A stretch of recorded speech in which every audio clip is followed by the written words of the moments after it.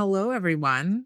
Welcome back. It's been a minute. Some stuff has changed. Got a camera, got a better microphone, have some motivation now to make more YouTube videos, and just generally kind of excited for that this year. I had a really good year, reading wise. I thought I really found a lot of books that I loved, which made curating a list of my favorites very hard to do. I also feel like now, content wise, I'm getting a little bit more proficient with what I create. And more consistent, maybe not on YouTube, but on other platforms. I feel like I've hit more of a stride, or just overall, I feel kind of ready for 2026. I have a lot of really fun things planned and excited to see where it brings me. But what we're actually here to do is go through 11 of my favorite books of 2025. These are all, of course, mysteries and thrillers, as you well know. I feel like there's something here for everyone, really. So let's just go. Let's do it. In 11th place, we have The Frozen People by Ellie Griffiths. This is a time travel mystery. Allie Dawson is part of a special investigative team who tackles cold cases. And to do that, they go through a time travel portal and investigate. In this book, they go way far back to 1850 London to investigate a case that might have some present day implications. This is not only exceptionally written, but absolutely fascinating. I feel like time travel can be a little bit of a hit or miss theme, especially in something that's supposed to be as grounded as a mystery. This is a very traditional type of mystery, like police investigation type of mystery. Adding that level of time travel of something that seems so impossible and yet in the book is so plausible. You actually believe kind of what they're describing, how it works. It just made for such a unique and special book. Loved this one. I've recommended this a lot. And also, in case you're the kind of person who's like me and you're interested in this sort of thing, I just love the casing of it. I think it's just a beautiful book. And I'm hoping to continue the series. I think it's going to continue. I think there's a sequel. In 10th place, The Treasure Hunters Club by Tom Ryan. Tom Ryan was a new to me author this year. I've read 2 of his books. This was my favorite of the 2, but not by much, because I also really enjoyed the other one, which is called We Had a Hunch. This is set in a small coastal town in Nova Scotia. There is a pirate treasure that a group of kids, both past and present, is trying desperately to locate. What Tom Ryan seems to have mastered in both of the books by him that I've read is this sense of nostalgia. And with Treasure Hunters Club, specifically this sense of pirate related nostalgia is incredibly strong. There's a lot of childlike wonder and adventure wrapped up into it. And it's very much like The Goonies, which is the comp for this. But it really is kind of that same sense of pure joy and a thrilling adventure kind of read. And at the same time, there's a lot of found family feelings and just cozier tropes that make it a very comfortable book to read. I felt like it was written with a lot of heart and intention. I know he is working on a sequel, and I'm personally very, very excited to read it as well. So hoping that's in my 2026 reads this year. Number 9 is A Case of Life and Limb by Sally Smith. Another joy for me this year, discovering Sally Smith. This is her second book. Actually, her debut is A Case of Mice and Murder, which is the first book in the series. I preferred Life and Limb because I feel like as much as I loved the first book, I loved it, this one felt like it was really hitting its stride a little bit more. This is set in 1901 London about a barrister living in London's Inner Temple.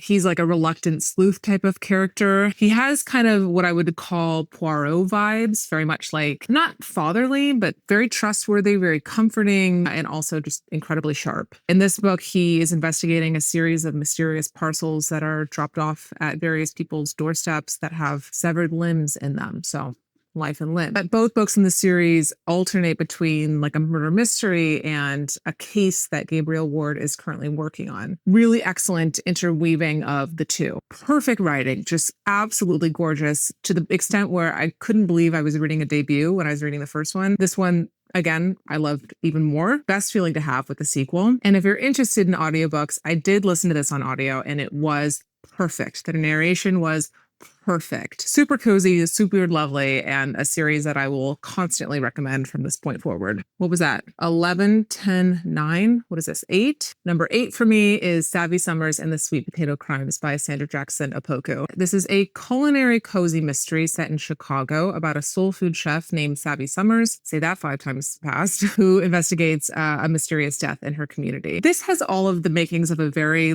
traditional cozy mystery, but without all the fluff that I associate with a lot of cozies. I've read a lot of cozies. I enjoy them, but I find myself, especially now, reaching for books that have a little bit more depth and heart and nuance and kind of brashness to them. Cozies can be overly saccharine, which there's a time and a place to want something like that. But for me right now, again, I just want something a little bit more substantial. Savvy Summers fit that bill like really, really well. Technically, it is a cozy mystery, but there's so much more to this. There's like a little bit of edginess with the subject matter, which veers more into people's private lives. I'll put it that way. There's a little bit of language in here, which is usually a no-no for cozies, but it does have those really traditional cozy tropes of the amateur sleuth, the close-knit community, the culinary angle, and just this general feeling of like warmth and stability and comfort that you associate with, again, a cozy mystery. Savvy is a sleuth to watch. I love her very much. In 7th place, we have The Museum Detective by Maha Khan Phillips. I felt completely transported reading this. It's set in Pakistan, and it follows a museum curator who is called out to the desert to investigate a mummy that somebody has found. And if it was a real mummy, it would be like an archaeological marvel. But she gets there and she starts thinking, is this real or is this a modern day fake? In which case, there's a body to investigate. Dr. Gold Delani is a really excellent investigator. And again, the sense of place in this is so strong and vibrant. The museum politics, her role as a female curator, specifically within that hierarchy, her experience with her family. She has an entire side story of her niece going missing several years before. And it just turns into this like really rich tapestry of a story that went beyond what I personally expected going into it. A lot of times I read these kind of archaeological thrillers, or I try to read them, and they are flat, they're one-dimensional. This one had a lot of depth to it, emotion, and just archaeologically very interesting stuff. It was also inspired by a real-life archaeology scandal in Pakistan, which I think adds to that like realness of it. I love the writing, I love the setting. Again, I think that was my favorite part, and the main character. Phenomenal. The DECAGON House Murders by Yukito Ayatsuji is number 6 on the list. I had this on my shelf for a really long time. I've wanted to read it for years. When I did finally sit down to read it, I thought, why not make it extra special? I read it as part of my new Red Herring book club, which was another accomplishment for me in 2025. In October, we read And Then There Were None by Agatha Christie. And in November, we read DECAGON House. Having a group of people to discuss this with really enhanced my appreciation for it. It is set on a remote island off the coast of Japan. A group of university students who are in love with mystery and detective fiction travel to the island to spend a few days there, and one by one, while upon the island, they are killed off. Very much an homage to And Then There Were None, which is why I wanted to read them back to back. But it has a number of key differences that make it a really completely different mystery. The two big differences are the fact that the characters in this book know each other versus And Then There Were None, which has strangers in it, and the overall structure of the book, which alternates between what's happening on the island and what's happening on the mainland. There's like concurrent investigations going on. That added a lot of depth to it, and having the characters know each other added another layer of depth to it, and it ended up being far more emotional than I ever anticipated. This is a definite sign for me to continue reading Japanese crime fiction, which is definitely on my list for 2026. If you want to learn any more about my book club, I will put a link to it in the description. But I have an Instagram for it. It's at Red Herring Book Club, READ. Red Herring Book Club. I would love to have you there. We are reading The Seven Dials Mystery by Agatha Christie this month in January. And I have the other 2 books for March and February announced as well. In 5th place, I have The Art of a Lie by Laura Shepard Robinson. Somehow this year, I read 3 separate books about men manipulating women to disastrous extremes. This was one of them, and I think it was my favorite of the 3. The other 2 were Don't Let 'Em In and The Scammer, both of which I also really, really loved. But Art of a Lie was a lot more fun for me. This is an 18th century cat and mouse thriller. A recent widow is trying to keep her family's confectionery shop alive in London. One day, a really handsome man comes into the shop and they start up a relationship.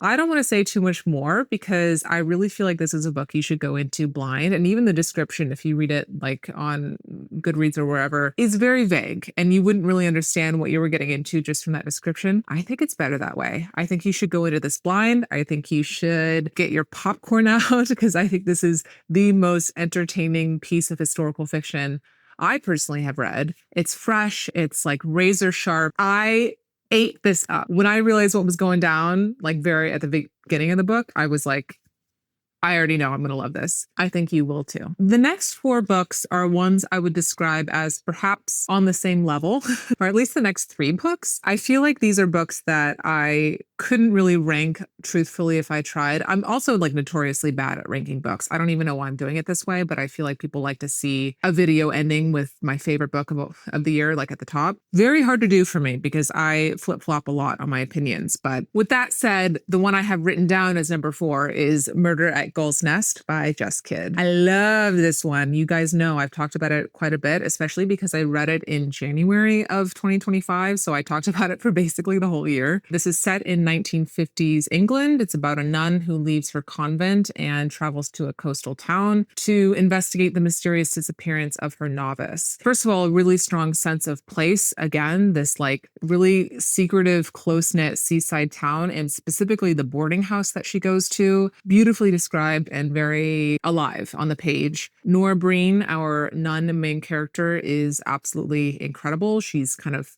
feisty and stubborn and also very contemplative. There's a lot of periods in this book where you're just like meditating with her on her previous experiences that led to the present moment. This is a book that has a lot of really quotable moments, and I found myself completely immersed in like the story and this world that was being built, the writing style. I know a lot of people like Just Kid, her other books, which are not mysteries. I believe this is her first like strictly mystery. From a mystery perspective, I did think that the ending was not as surprising as I normally like my mysteries to be, but I feel like the rest of the book makes up for that in spades. There's so much to love here with the characters, the setting, the method of investigation that Nora Breen employs. Really incredibly memorable. Normally the cover is orange, by the way. I just have this special edition from Once Upon a Book Club box. Absolutely gorgeous, by the way. I have recommended this book to everybody online, as well as quite a few people in my real life, like my mom. And you know, when I recommend a book to my mom, it's very good. Just saying. In third place, for whatever this ranking is worth, is Julie Chan is Dead by Lian Zhang. Again, a book that I read early enough last year to where I've been talking about it like basically all year. Absolutely incredible thriller that really blurs the lines between horror and thriller and like social commentary. Julie Chan is a supermarket clerk who finds her influencer twin sister's body and decides to assume her identity. Initially slow burn descent into influencer mania, this obsession with your online presence, with the people that you surround yourself with social clout, with your identity as part of this group of people. I feel like when I read about influencers in books, the portrayal of them feels very superficial, which I know is like probably because being an influencer is superficial. But in this book in particular, I felt like Lian Zhang dug a little bit deeper. And it feels like it takes influencer culture seriously as like a serious fear, a serious like social issue. And I feel like a lot of books that use influencers don't do that. They don't take it seriously. The best mysteries and thrillers in my experience draw on like present day fears to produce something that feels meaningful to the reader. Like the investigation of this type of crime is very much more familiar because that fear is something that we possess. It also makes for a very historically interesting read if you're reading books from like the 20th century. If you're reading like a lot of Agatha Christie and you're saying like what she's concerned about and using that in her crime fiction, there's a lot more to talk about. And so I feel like as much as this feels like tied to 2025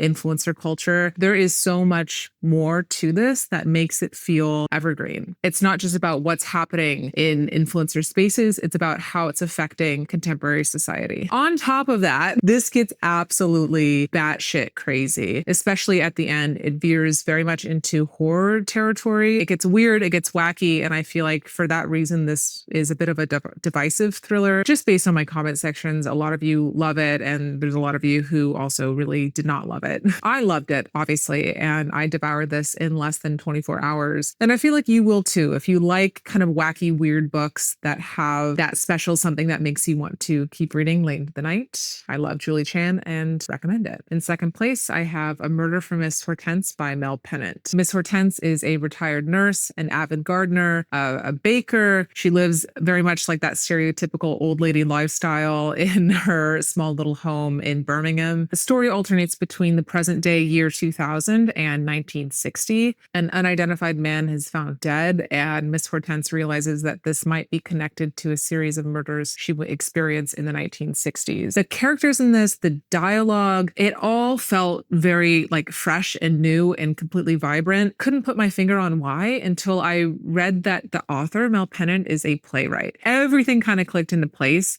I feel like playwrights have a especially unique skill at writing dialogue and writing characters that are very charismatic and memorable. It's not just Miss Hortense who I loved in here, but her best friend, Blossom. She might have been my favorite. I loved her. It's a very like complex mystery as well, and it does really require a lot of introspection on the part of Miss Hortense to really dive back into her past and kind of uncover things that she hasn't wanted to think about in like 40 years in order to solve it. And at the very end of the book, you are treated to one of the most robust parlor room scenes of any mystery I've ever read. It goes on for a really long time and there's a lot of people involved, but this like big reveal on the part of Miss Hortense of like what actually happened within this community, it just felt so good to end the book on this like huge climax. Again, I think this is going to be a series. I think it will be absolutely excellent to continue it as well. If you like a good character-driven literary mystery, you can't go wrong with Miss Hortense. My favorite book of 2025